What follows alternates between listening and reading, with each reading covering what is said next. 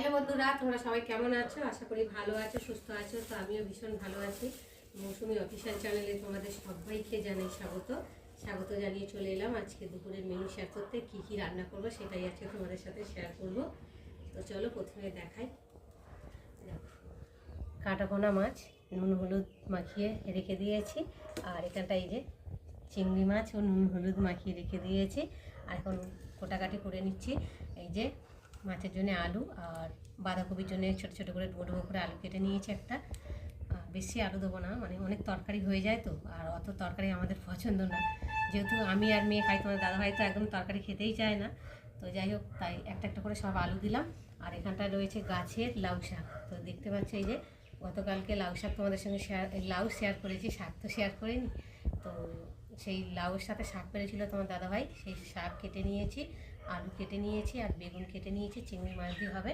আর এখানটা এই যে বাঁধাকপি কেটে নিয়েছি, বাঁধাকপি চিংড়ি মাছ দিয়ে করবো, হাফ চিংড়ি মাছ লাউ শাকে দেবো আর বাঁধাকপিতে দেবো। আর এখানে এই যে ধনে পাতা কেটে নিয়েছি, এখন কাটাকুটি করেছি, এখন ধোয়াধুয়ি কিছু করিনি।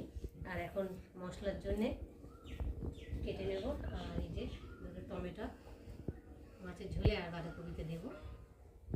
আর এখন মশলা করবো, একটু আদা কেটে নেব। মাছের ঝোলে বা যে কোনো তরকারিতে আদা জিরে না দিলে তরকারি টেস্ট হয় না, খেতে ভালো লাগে না, তাই না বলো বন্ধুরা? আদা আর জিরেটা সব তরকারির সাথেই চলে। আদার বাবা এই ভিতরে আবার কিছু দেখছি পোকা মতো হয়ে যাবে। আদার মধ্যেও পোকা হয়, আর উচ্ছের মধ্যেও পোকা হয়। উচ্ছে জানি আমরা তেঁতোর মধ্যে পোকা ঢুকতে পারে না, কিন্তু উচ্ছের পোকা আলাদা, সব কিছুর পোকা আলাদা। দেখো আদা পোকা যেরকম আলাদা। এখন একটু আদা বেশি লাগবে, কেননা দুটো তিনটে তরকারি হবে, তার জন্যে আদা জিরেটা একটু কাটাকুটি করবো। ভাত তো বাইরে বসিয়েছি, ভাত হচ্ছে, তো ভাত বসিয়ে দিয়ে সব কাটাকুটি করে নিচ্ছি। ওদিকে ভাত হবে আর এদিকে আমার কাটাকুটিও রেডি হয়ে যাবে। পেঁয়াজ ছাড়িয়ে, পেঁয়াজ কাটলেই না আমার চোখ জ্বালা করে। তোমাদের কাদের পেঁয়াজ কাটলে চোখ জ্বালা করে আমাকে জানিও তো। ওই জন্য দেখো পেঁয়াজ মানে কেটে আর জলে ভিজিয়ে রাখলে ঝাঁসটা চলে যায়, অতটা চোখ জ্বালা করে।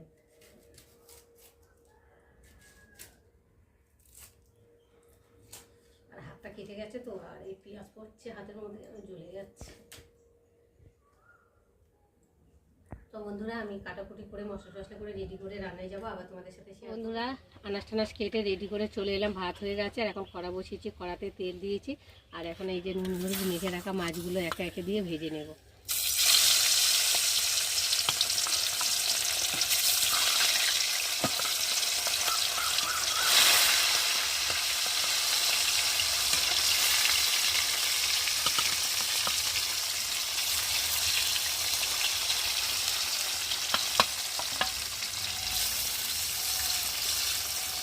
চলো এখন মাছগুলো ভেজে নিই।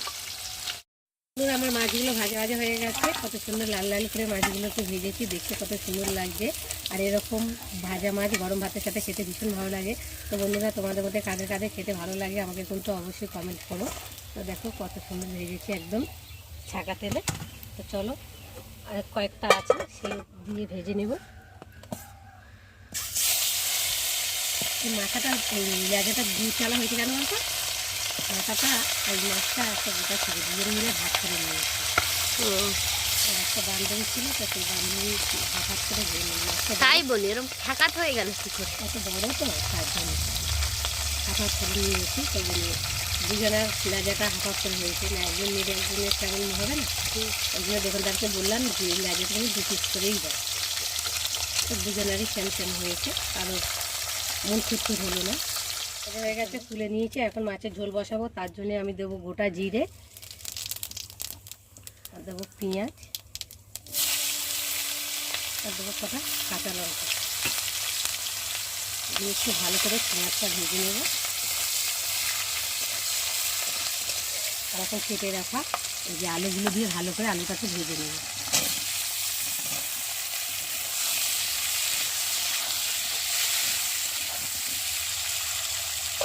আমাদের জালটা এত মানে জ্বলে উঠেছে, ফিরে যাচ্ছে।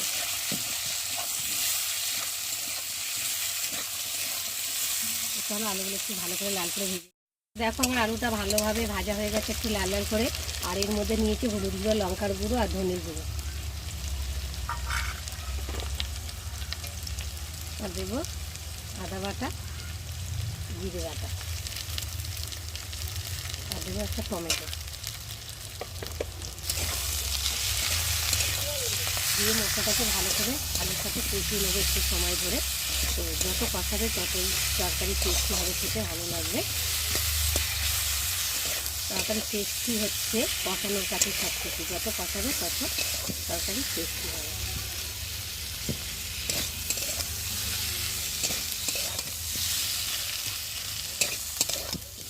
এবার দিয়ে দেবো নুন।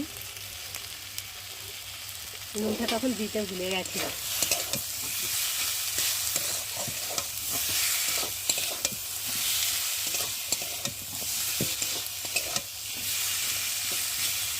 তো বন্ধুরা দেখো আমার মশলা ভালোভাবে কষানো হয়ে গেছে, আর মশলার কালারটা অনেকটা চেঞ্জ হয়ে গেছে, আর দারুণ একটা গন্ধও ছিঁড়েছে মশলা থেকে। সেই মশলার যে কাঁচা গন্ধটা সেটাও ভালোভাবে ভাজা হয়ে গেছে। আর এখন আমি দিয়ে দেবো জল।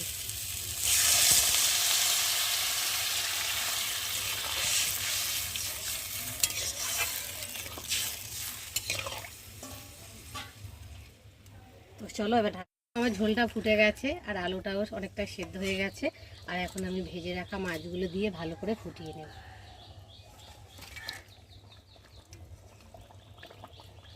মাছগুলো একটু ঝোলের সাথে একটু ডুবিয়ে দিই। আর এখন দিয়ে দেবো কুচানো ধনেপাতা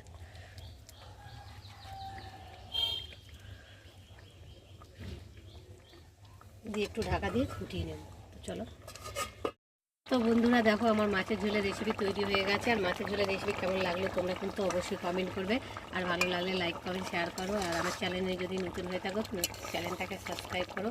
চলো আবার দেখা হবে তোমাদের সাথে পরের ব্লগে। ততক্ষণ তোমরা তোমাদের খেয়াল রাখো, তোমরা আমার চ্যানেলটাকে সাবস্ক্রাইব করতে থাকো আর আমি এদিকে ঢালতে থাকি।